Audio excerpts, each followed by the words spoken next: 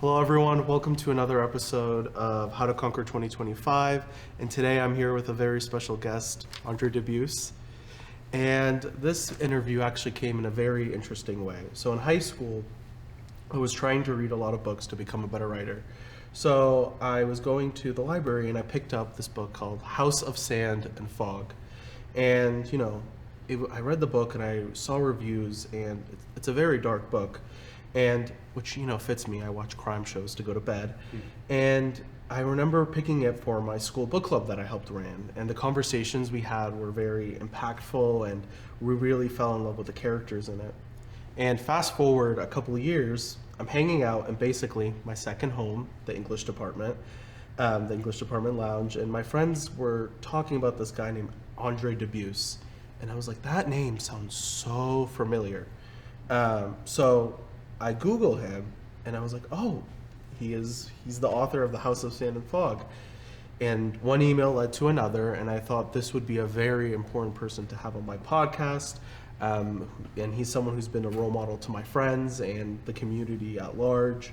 So that is how this interview came about. So thank you for being here. I'm honored, man. Yeah. Thanks for having me. Of course. So the way I like to start every interview is I kind of like to sort of follow the hero's journey. So we're going to start with your origin. So what I found fascinating is that before you became a writer, you were studying political science, and you talked about how you were Marxist, and you were really interested in being an activist. What was that like? Your college journey. Well, I'll back up a little bit before that. I was, I grew up in first world poverty with a single mom in some tough neighborhoods, and I got beat up a lot. I was a sensitive kid and read books, and I was small, and I was a target. I became a fighter. I wrote all about this in my memoir, Townie, but I preface your question with that context, Fahad, because I have such a hatred for bullies. I have such a hatred for cruelty. I have such a hatred for any powerful person lording over the powerless in any way. So therefore, I hate racism, and I hate homophobia, and I hate misogyny, and I hate a lot about capitalism. And so when I went to university, I ended up at the University of Texas at Austin, studying political science, sociology, and economics. My hatred for cruelty and bullying became, well, I learned more. I learned about colonialism and imperialism, and so many of our conflicts that America's been involved in were really started by white men in a corporate boardroom, and had to do more with profit than human freedom. And so I was radicalized, and I was very far to the left for quite a while because of that, because of my hatred for cruelty and injustice. Yes. I'm talking about injustice. Definitely. I think you talked about in one of your interviews that when you were, you had that violence and aggression, you would always go after people who were hurting other people. Oh yeah, like men who were like catcalling women or being disrespectful. I am not a tough guy, but I was a small kid who was beaten, and honestly, at one point, a grown man beat up my younger brother, and I couldn't defend him, and I was 14 and my brother was 13. And something snapped, and I looked in the mirror and said, I'm never gonna not fight again. And I became a fighter, but I hate violence. Yeah. So I would only go after victimizers. So I became a victimizer of victimizers. And that lasted almost till I was 30 years old. But mainly men hitting women, men hitting kids. The last fight I was in, a grown man was hitting in the face with his fists his beautiful wife. And I went after him. Well, I think in one interview when you were, sharing that story, you were talking about that masculinity isn't always about asserting aggression, but about restraining and controlling it. Yeah.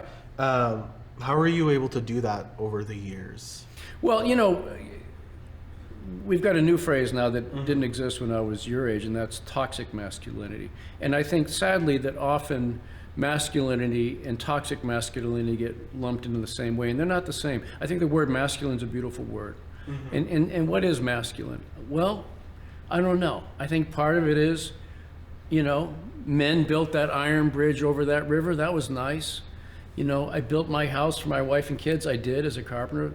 That was masculine, I guess, but it was also masculine to hold my little baby and change her diapers while mom sleeps, recuperating from surgery.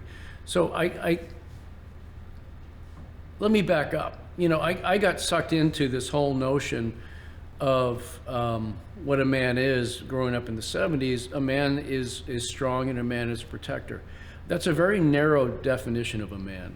And I think there's a lot more to masculinity than that. I personally think that masculinity can be very nurturing and very loving, and should be.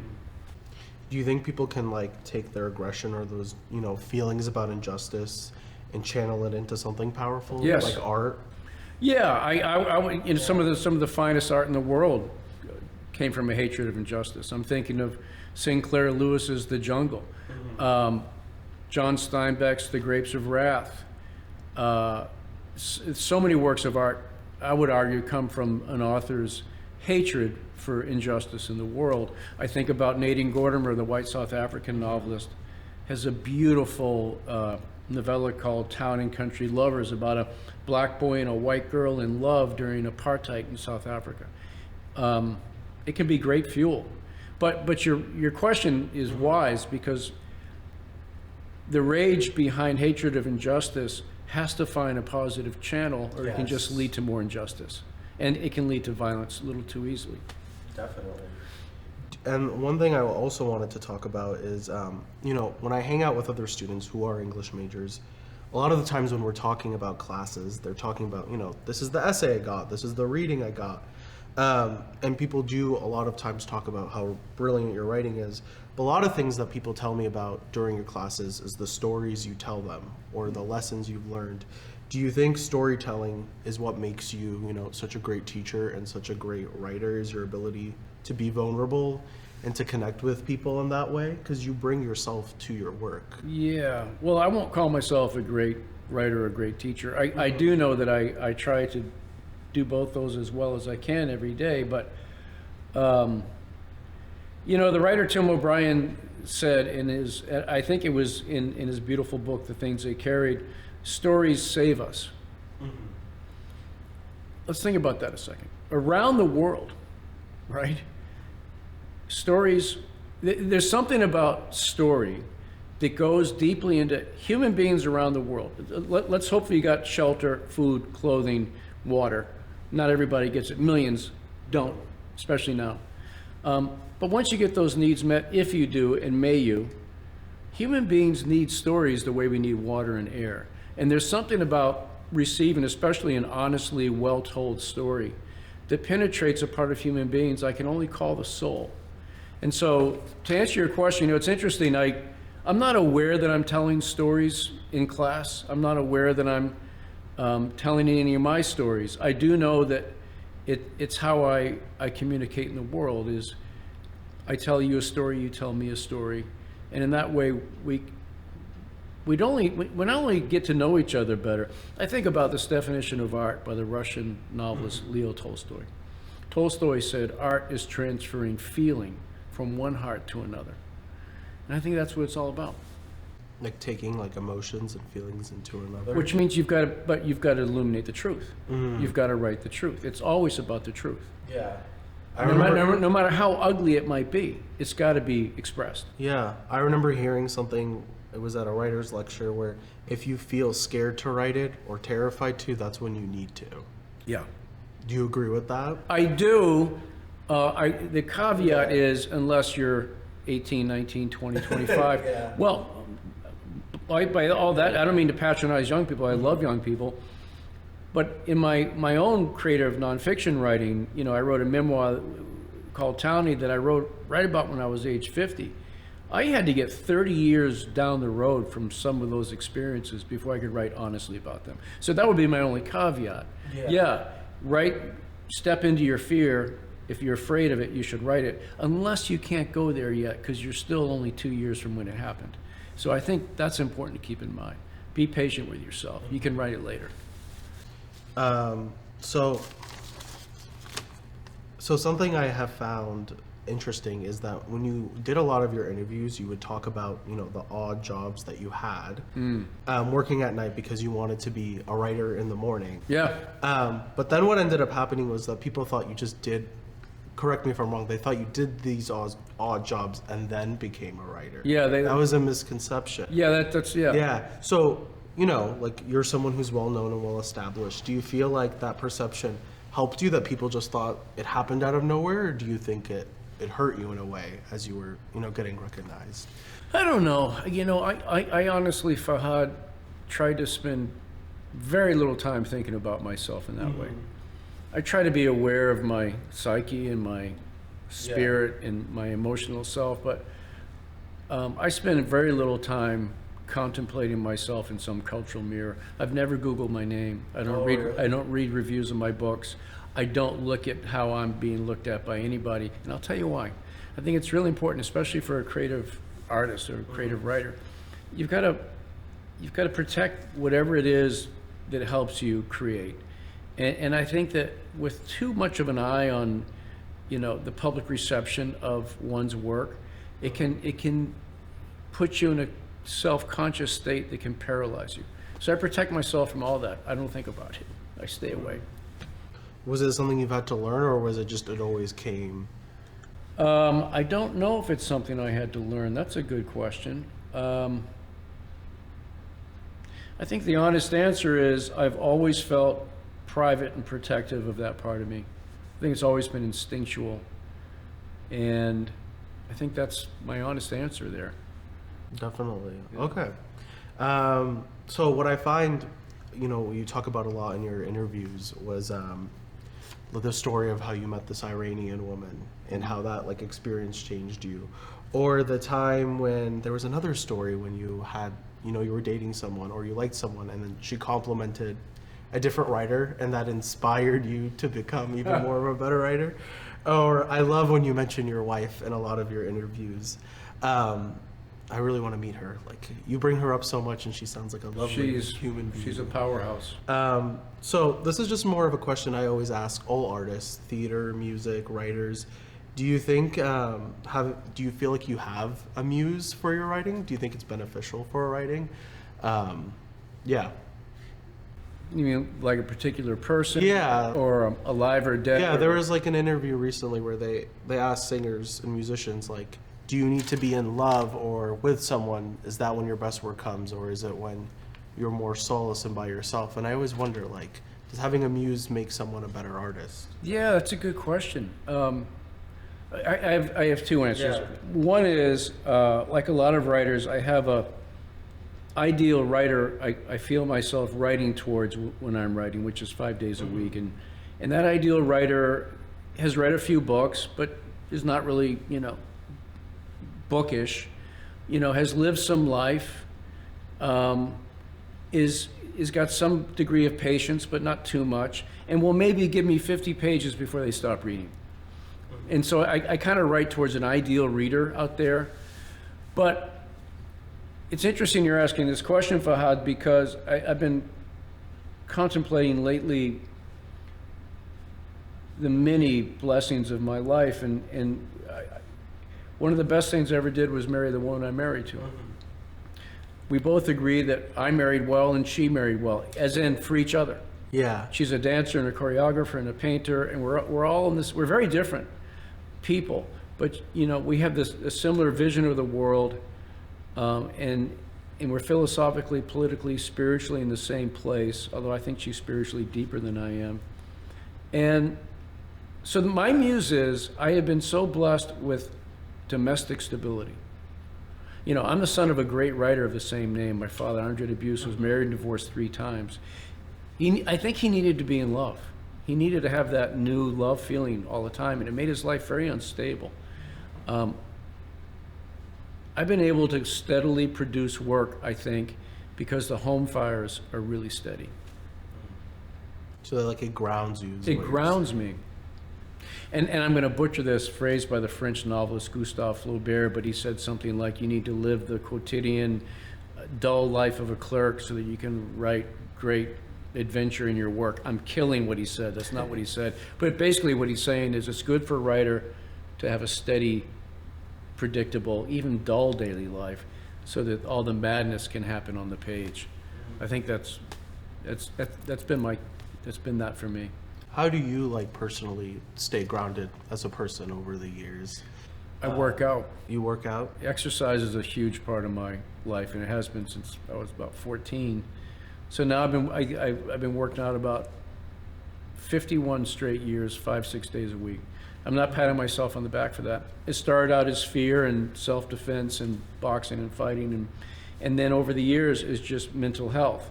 So, I'll work for a few hours in the morning, and then I'll go right to the gym or the bike or, working out just to clear my head. And I found over the years, and I advise young people to do the same.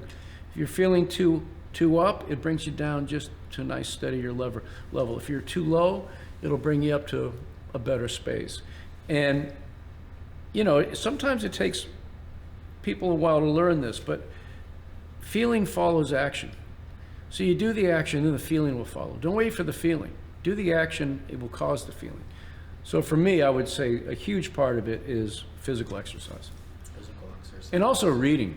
That inspires me. I read. What have been some things you've been reading over the past couple Right now I'm reading a beautiful new novel by my friend Peter Orner. He teaches at Dartmouth. It's his 8th book.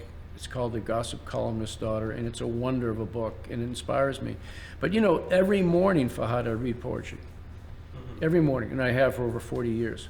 So I've read thousands and thousands of poems. I read poems to my students here at UML. Well, and we're not allowed to analyze it. Too many adults do not read poems because they had to analyze it as kids. We're not analyzing this poem. It's just going to be a good song on the radio. I bring in a stack of poetry books, pass it around, and they'll each read a poem. That's great. Just to lower the light.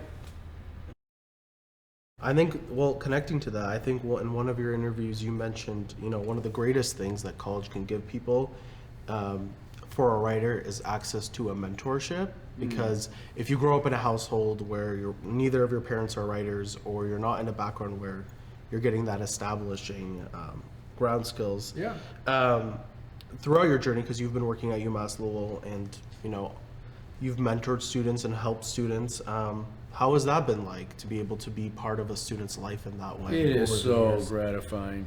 Yeah. It is so gratifying. I've been teaching the college level for 35 years. I think I've been here around 20. And the word to teach comes from the Latin educare, means to draw out or to lead. And so it's really inspiring for me to try to draw my students out into themselves. And so without exaggeration, every class, every semester, I get a handful, maybe 5 to 10% of students who are genuinely talented and could do this with their lives if that's what they want to do. And so it's immensely gratifying. And after they graduate, one of my students now has just been taken by my literary agent for his novel because he's that good.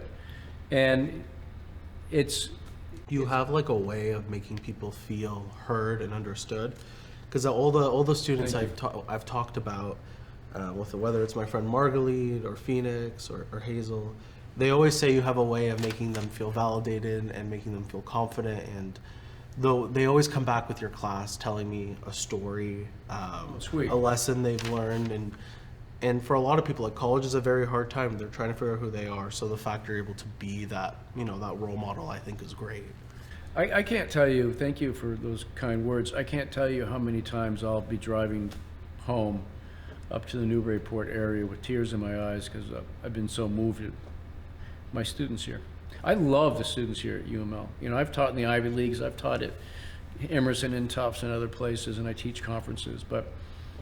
And I'm generalizing, but my experience with UMass Lowell students is they're really here to grow, to become themselves, and it means a lot. The stakes are very high, and so they work really hard, and they're very sincere, and it's very moving to be one of their professors. Yeah. Well, as we end off this interview, what is, you would say, the biggest personal lesson you've learned over this past couple of years that you would give to the audience? Past couple of years, or past couple of years. Lifetime. Past Well, let's start with the past couple of years. our country's in a serious bit of trouble. And I'll just tell you that I have to talk about the country. I did not know how much I loved my country until Donald Trump was elected. A man who is doing great damage to every institution that I did not know I held so dear. And so, as a writer and someone who teaches writing to young people, the last couple of years living as an American citizen, and a privileged one, has shown me how fragile everything is, and that every generation has to fight for the truth, has to fight for beauty, has to fight for peace, has to fight for justice. May it be nonviolent, but we have to fight lies, darkness, greed, and injustice. Thank you. I really appreciate you Shukran. coming on. Yes. You're a really good interviewer. I've only done 10,000 of them, but you're really good because because you know why? Because you really listen. You listen and you allow yourself to put down your notes and go where it goes. Yeah. So well done. Thank you. I appreciate it.